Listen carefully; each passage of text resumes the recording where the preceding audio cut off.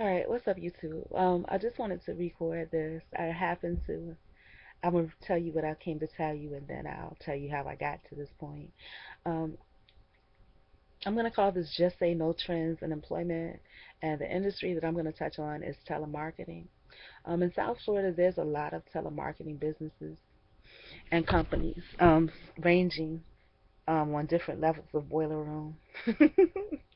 And then you have some companies that actually take it up a notch, which are halfway decent companies, but they hire people in quote unquote management positions that um, have experience in boiler rooms. So what they bring to the company is boiler room type um, job production. For example, if you are on the phone with a customer and you are a sales professional and you're in a professional environment, then you have a person that is boiler room type of manager, meaning that basically when you go into a boiler room, you really don't have to have any experience to be a manager. Somebody has to see you and be like, okay, you can do it because you're aggressive and you don't take no BS. You know what I'm saying? And that's the people that they want. And so that qualifies as experience. And then they go on to these places because of whatever reason that they transition to a new job that are actually halfway decent places, and they bring that same boiler room mentality. So if you're a sales professional and you're on the phone and in the background you have people yelling, you know what I'm saying? It's one thing. There's a thing in telemarketing called feeding. After you've been in sales long enough, you really do not need that. And the thing is that, and in addition, you really don't need someone yelling while you're on the phone with a client and you're building rapport and you're getting to know that person so you can better serve them. You don't need them yelling in the background about stuff that has nothing to do with your call. It's unprofessional. The customer can hear you, for one. Two, you're distracting, you're pulling away from that sales representative's interaction and relationship and rapport with that customer. And the question, like black people say, is where they do that yet? Do that at? They do that in boiler rooms. So what I want to encourage is people that have businesses, do not permit that. Be aware that that happens. I mean, the owners and things like that usually are not aware. But be aware that happens and do not permit it. Other things in telemarketing, the environments are usually a little more laid back. Um, it could be any industry, but it's more laid back. And the thing is that sometimes, there are a lot of things that I said that, in the essence of trying to build a team, you kind of let go.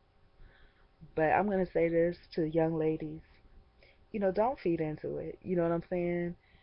If you don't like something, immediately make it known, because if not, it's just going to pile up, you know? Like for me, it's not appropriate for somebody to, comment on your level of hotness.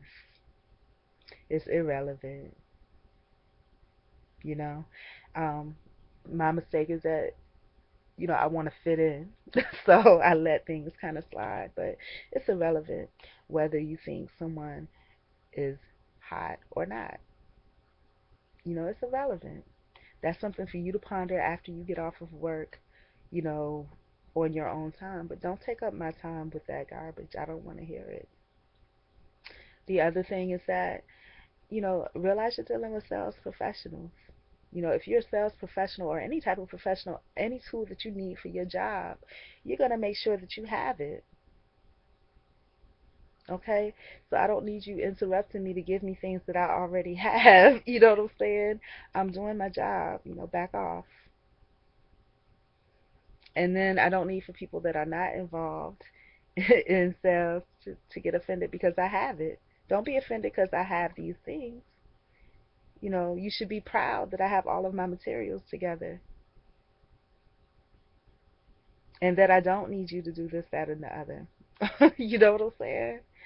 So, I mean, if it's that you feel like you have to prove that you're actually doing something in your job, prove that you're providing an environment which is that where your sales people can thrive.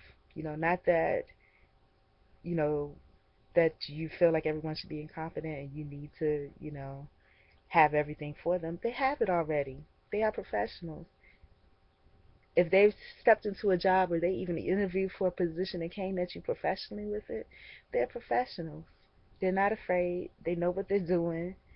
Of course, sales is different industries. They're gonna need some information on the products when they're new from time to time because they're not gonna have it right then and there. But other than that, lay off.